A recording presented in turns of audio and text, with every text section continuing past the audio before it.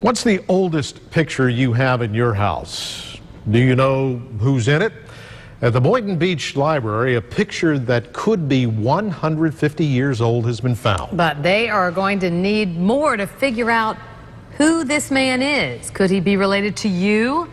I don't know. Do you see any resemblances to News Channel 5's Evan Axelbank? Slightly, Evan. I don't know, maybe. Have your fun. I think based on the sideburns and based on how quickly I can grow my 5 o'clock shadow, I think it would take me 3-4 days maybe to come up with the sideburns that this gentleman has got here. Take a look here. These sideburns are an important piece to the puzzle, though. That's why librarians think they're able to pin down the time that this picture was taken in. Still, he is creating a lot more questions than answers.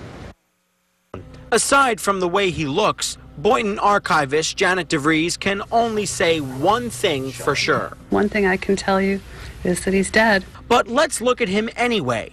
Notice the greased hair? How about the clothing?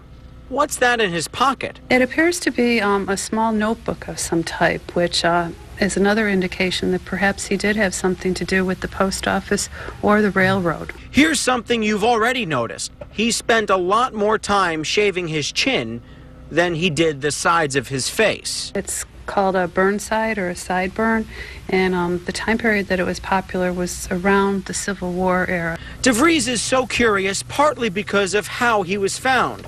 Library staffers were moving an old cabinet.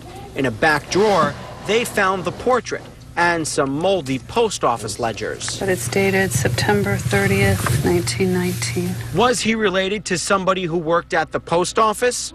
Tonight, the library held an open house for people to give their ideas on who the mystery man is. Although most were clueless, one thought he knew where the cabinet came from.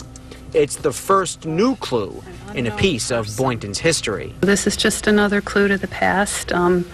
He's somebody's relative out there. We don't know if he's related to you or to me or anybody else in town, but it's one of Boynton's unsolved mysteries.